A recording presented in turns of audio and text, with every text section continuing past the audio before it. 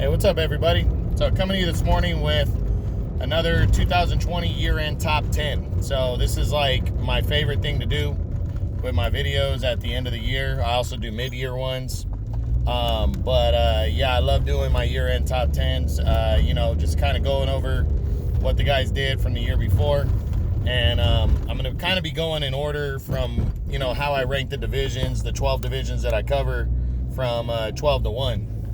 And this division, is like around number 10 in that area. And I'm doing the 126-pound featherweight division. So we're going to get into the guys that dropped out from last year.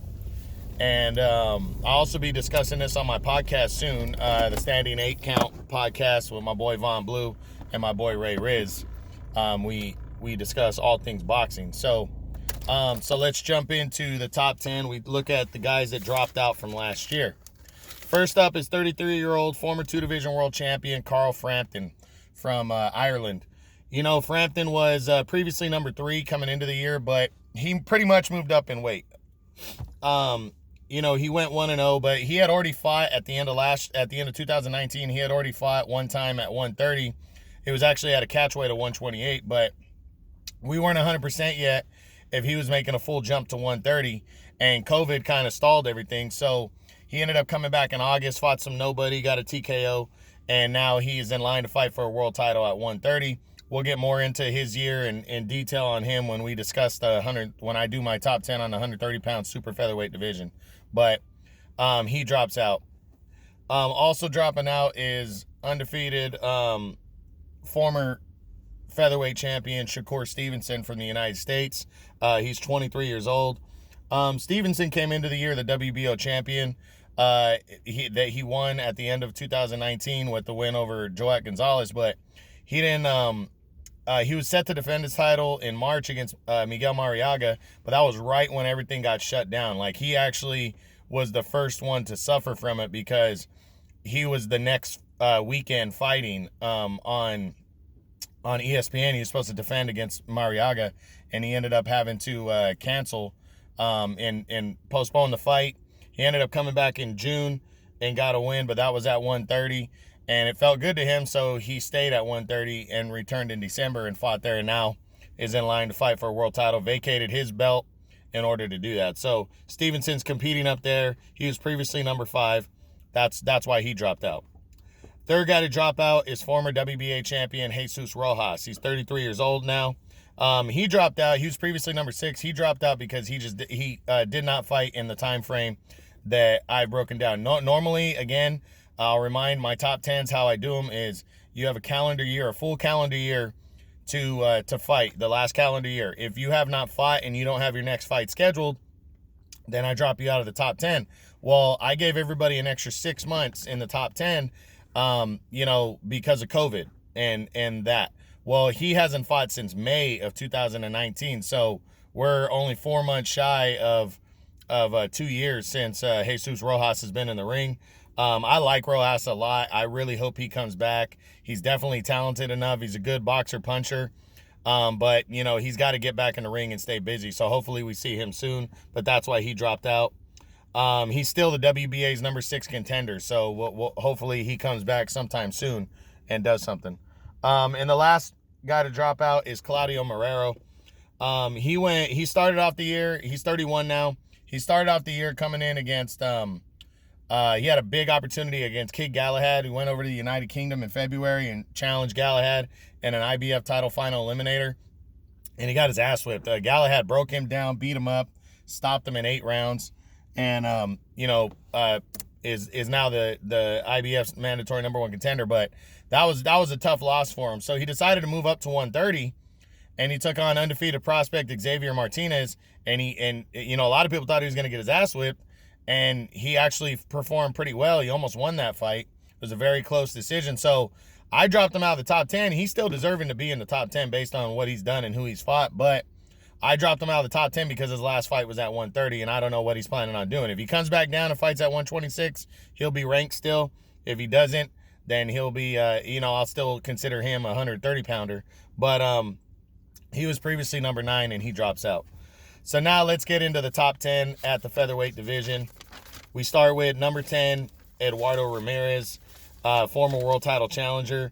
You know, he wasn't ranked coming in. He's 27 years old now. He didn't fight all year until December on the Danny Garcia, Errol Spence Jr. undercard on pay-per-view.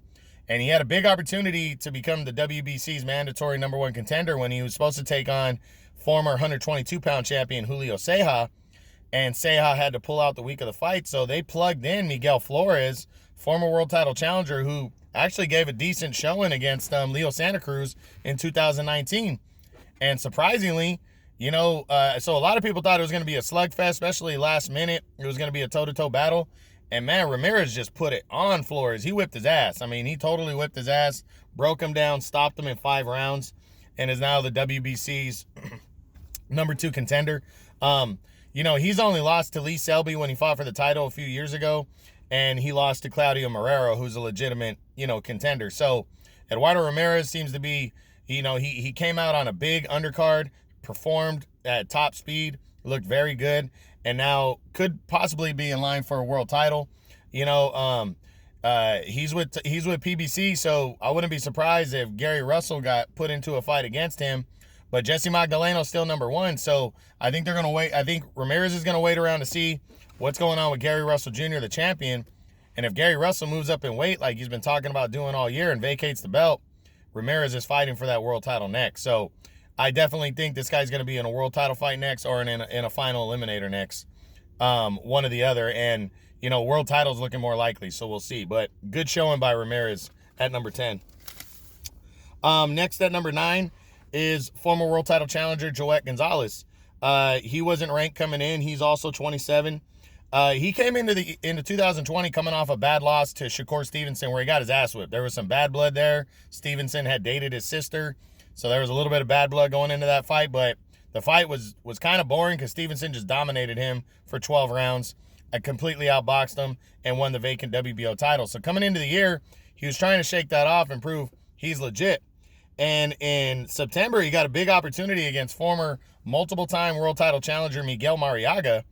And, man, he put it on Marriaga for 10 rounds, completely outboxed him, outclassed him, and kind of beat him up and won a one-sided 10-round unanimous decision to score the biggest win of his career. So now he's put himself in position. He's actually the WBO's number 2 contender now. So the champion there is Emmanuel Navarrete. Gonzalez has fought his last 2 fights on ESPN. So that's an easy fight to make right there. So I really think Gonzalez could be getting a world title shot again this year. At the very least, he's going to get into an eliminator. But, yeah, I could see him and Navarrete going at it. And I wouldn't be surprised if he beat Navarrete if he gets him in the ring. So we'll see what happens. But Gonzalez, big win, setting himself up for possibly a title shot in 2021. Next at number 8, moving up 2 spots from number 10, is former 122-pound champion Jesse Magdaleno. Magdaleno came in the year and took on, he had debuted in 2019 at 126, and he came in and took on little-known NFL Vicente in June, and he got a 10-round disqualification victory over him. He was well on his way to winning that fight easily by decision, scored a couple knockdowns on Vicente, but Vicente continued to throw low blows. The referee finally disqualified him. So, you know, he stayed busy with that, but he avoided a world title shot that he was guaranteed. In October, he was supposed to face Emmanuel Navarrete for the vacant WBO title, and he bailed out because he didn't feel like he was getting paid enough to fight him. And, you know, it was only what the WBO calls for when you fight for a world title. He was the number 2 contender. Navarrete was number 1. So I think Navarrete was compensated more, which he's entitled to, but Magdaleno didn't think it was enough, so he backed out of the fight. Not sure what he's doing next. He is still the WBC's number 1 contender. They haven't mandated him because he never won an official eliminator. So I think one of 2 things is going to happen. I think he's waiting around to see what Gary Russell, the champion, does next, because Gary Russell's been talking about all year moving up to 130. So I think he's going to look to see what he does next. He's going to try to land that fight with Russell, you know, or I think he's going to try to land the fight with Russell. If he can't get that fight, he's going to see what happens, possibly face off against Eduardo Ramirez in an eliminator, or he's going to try to, or he's going to fight Ramirez for the vacant title if Russell does move up. So I think right now he's waiting around to see what Gary Russell's planning on doing next. So that's Jesse Magdaleno. Next at number 7 is former 122-pound champion Isaac Dogboe.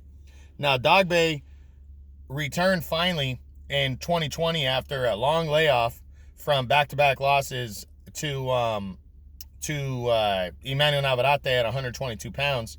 And, he's 26 now, and he made his featherweight debut against former world title challenger Chris Avalos when they fought in July. Actually ended up being a pretty good action-packed fight, but Dogboe, you could just tell, was hungrier and better and younger, and he outworked him, and in the 8th round, he stopped him. So a nice debut. He was set to fight Michael Conlon in December, but Conlon got injured, so that fight got scratched. So Dogboe is willing to fight whoever. His highest ranking is the WBC number 11, so, I'm sure he's going to move up a little bit more, but Dogboe is not afraid to fight anybody. I wouldn't be surprised if he takes on Magdaleno in a rematch. I could see him fighting Joette Gonzalez, who's there. ESPN has some decent featherweights, so, and I wouldn't be surprised if Dogboe wants to go in against Michael Conlon still. So we're going to see what happens, but I like Dogboe, so hopefully he gets a decent crack at something next. I think he's just kind of waiting around to see what happens with the Gary Russell situation and Josh Warrington and the champions, but we'll see, and hopefully we hear something soon on Dogboe. Next at number 6 is former world title challenger Tugsko Nyambayar from Mongolia. He moves up, he was number 6 coming into the year. He had a direct shot against Gary Russell Jr. going into 2020, and in February, they collided. He was undefeated. He was a mandatory challenger, and for the first 7-8 rounds, Gary Russell was just completely outboxing him and outclassing him. But after that, Russell seemed to tire a bit, but I don't know if it was more him tired or Nyambayar just finding another gear and, maybe getting Russell's pattern down. But he started to land more and more power shots on Russell, and as they went to the championship rounds, he won a couple, 2, 3, 4 rounds in there and made it competitive down the stretch. But Gary Russell just outboxed him. He's just a better fighter, and Nyambayar came up short. No shame in losing to him, though. He would come back in September. He was supposed to take on Eduardo Ramirez in an eliminator in the WBC, and Ramirez had to pull out of that fight. He ended up fighting Kobe Brady, an undefeated unknown fighter, and he escaped with a split decision win there. So I think he was overlooking Brady. He was a replacement opponent. That happens sometimes. I still like Nyambayar. He's the WBC's number 3 contender. I think he's waiting around to see what happens in the Gary Russell situation. If Magdaleno passes on his number 1 contendership or the WBC re-ranks, I think it's very possible that him and Eduardo Ramirez go at it for the mandatory number 1 contendership, possibly the vacant WBC title, depending on if Gary Russell is going to be moving up in weight to 130 like he talked about pretty much most of 2020. So we'll see what happens. Next at number 5, dropping 1 spot from number 4, is the WBA champion Can Shu of China. He's 26 now. He didn't fight at all in 2020 because part of it, obviously was COVID, but he was supposed to be fighting Josh Warrington, but Warrington wanted a crowd, for the fight. Obviously, with the coronavirus pandemic, we're not getting that. So this would have been a big fight if it happened. They were talking about it down the stretch. It didn't pan out. Shu Can just came out the other day, or Can Shu just came out the other day and said he still wants to fight if Warrington wants to fight. So I think they're waiting around to see what happens with that. But if he doesn't get him, I think he's going to move on and return in the first couple months of the year. He last fought in November of 2019 when he completely dominated Manny Robles III and retained his title. So we're going to see what he does next, but I'm hoping it's the unification with Josh Warrington, because that would really, the winner of that probably moves into the number 1 position, especially with Gary Russell, likely moving to 130 maybe. So I really think that fight right there is going to separate who the big dog is, at 126 pounds. So I hope he gets that fight. Number 4 is 25-year-old and newly crowned WBO champion Emmanuel Navarrete. He wasn't ranked coming in because he was ranked at 122. He made a defense of his 122-pound title in February on the Fury and Wilder undercard, got a victory, stayed champion. Then in June, he decided to move up to 126, but he wasn't 100%, but he likely was coming back down to 122. It was just to shake off some rust from COVID. And he ended up getting a knockout win, but that fight was later changed to a no contest because Mexico didn't sanction the fight. So it ended up being ruled a no contest. And so what happened was he stayed, he stayed champion, but then when Shakur Stevenson vacated the featherweight title, Navarrete by rule is allowed to compete for that title if he decides to move up in weight also because he's the champion from the lower weight class. So he moved straight in line for the vacant title. He was supposed to fight Jesse Magdaleno. Magdaleno backed out, stating that the compensation wasn't enough. And he took on undefeated kid from Salinas, Ruben Villa. And he ended up, early on, he knocked Villa down a couple times. The first knockdown was extremely hard. And it looked like he was going to cruise to a knockout, but Villa in the second half of the fight turned the fight around, started boxing better, really made it competitive. It went down the stretch, but Navarrete took a clean 12-round unanimous decision. It was competitive, though, and he is now the two-division world champion at only 25 years old. So Navarrete has a lot of options here, fighting for ESPN and Top Rank. There's a lot of good fighters in this weight class there. There's Jesse Magdaleno, Isaac Dogbe, Joel Gonzalez. There's options. So hopefully he gets a big fight. That's one thing he's been waiting on since his back-to-back wins over Isaac Dogbe, and faces somebody solid. We've been talking about his contenders. Joel Gonzalez is his number 2 right now. I would love to see that fight, and I would also love to see him and Magdaleno. So I hope Magdaleno moves on and challenges him because I think that'd be a good action-packed fight right there. So we'll see. Next, finishing the year number 3, former world title challenger Kid Galahad. Galahad came in, he moves up 4 spots from number 7. He's only 30 years old. He got straight into an IBF final eliminator following his split decision loss and close loss to Josh Warrington when he fought him for the title in June of 2019. And he took on a veteran, tough Claudio Marrero. I picked him to lose this fight, even though he was fighting at home in England. And man, he fucking put it on Marrero. He totally dominated Marrero, outboxed him, outworked him, and he stopped him in the 8th round of that fight. And that was the biggest win of his career. And now he's in line to challenge for the IBF title. He's 27-1 with 16 knockouts now. He's got to have to wait for his title shot, though, because Warrington is awarded an optional defense. And he's likely, at this point, he's still likely to face Can Shu in a title unification bout. And if he wins, Kid Galahad's sitting right there in line for 2 world titles. And if Warrington passes, then Kid Galahad gets the challenge for the vacant title. So one way or the other, his next fight, or he's going to be fighting for a title this year because he's probably going to want to stay busy because he hasn't fought in over a year or close to a year. Probably going to want to stay busy if Warrington faces Can, and then he's going to get a direct shot. So probably first half of the year, he's not going to take on too tough of an opponent because he's waiting around for the mandatory. And then second half of the year, he's going to challenge for the world title. He might get upgraded if the only other option is maybe he challenges for an interim title in the first half of the year. And then if Warrington decides to not fight him, he gets upgraded to full champ and he can fight whoever he wants after that, So we'll see. But Galahad, one way or the other, is fighting for a world title in 2021. And hopefully it's a rematch against Warrington. Speaking of Josh Warrington, he finishes the year number 2. He drops 1 spot from number 1. He's 30 years old now. The reason he dropped is he didn't fight at all in 2020. COVID obviously had something to do with that, but there was talks for the whole shit, like most of the year, that him and Can Shu were going to attempt to unify belts. Warrington wanted a crowd, and it just didn't happen because of COVID. Obviously there's not a lot of crowds going on right now because of COVID. So, that fight is still in talks. Can Shu came out and said he wants to fight still if Warrington wants to fight, and Warrington has to respond now. So see what happens. I'm still leaning towards that fight likely to happen because Warrington has a mandatory against Kid Galahad. He doesn't really want to fight Galahad again because the first fight was kind of ugly. So I think he wants to unify belts and then see what his options are after that. And, I think that's what he should do. But he hasn't fought since October of 2019. He got a second round knockout against a nobody. So he needs to shake out that rust and get back soon. And I do hope it's a mandatory. And he has a chance to move back into the number 1 spot with Gary Russell. Not sure if he wants to stay at 126 or not. And speaking of Gary Russell, he finishes the year number 1 at 126 pounds, featherweight division.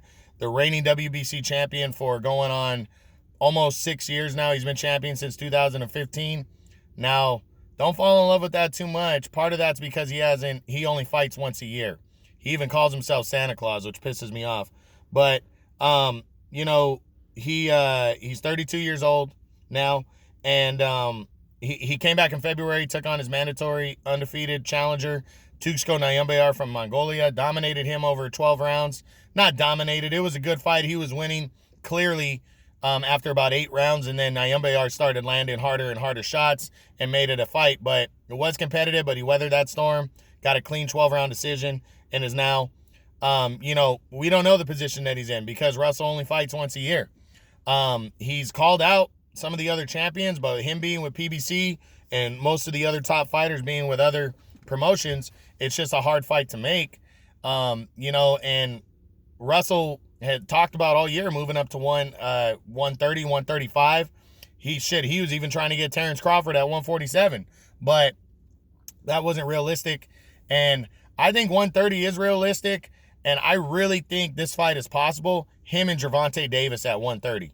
Because Davis and Ryan Garcia are kind of in talks right now. I don't think that fight's going to go down still, but I hope it would, and it could. I'd much rather see Davis against Ryan Garcia. But, man, this is a better matchup right here for both guys, for Davis and Russell. And I think it's a fight that needs to be made because both guys talk a lot of shit. There'll be a lot of buildup for the fight. It's 2 good southpaws going at it. And I think this is the kind of fight Gary Russell's been wanting and deserves. And let's see it happen. So I'm leaning towards that this fight actually does happen. I'm calling it right now, but no guarantees, obviously. But both guys are with PBC. Obviously, one guy's with Mayweather Promotions. Hopefully that doesn't make it harder, but I think the fight can be made. Davis is at the top of his game right now. Gary Russell is still a very credible, very good fighter. I got him ranked number 1. So we'll see what happens. But all right, guys, that's it. Gary Russell wins featherweight for 2020. He's the number 1 guy there. And that's my year-end top 10s on the 126-pound featherweight division. Hope you guys enjoyed it. True Boxing. You've been hit with the truth.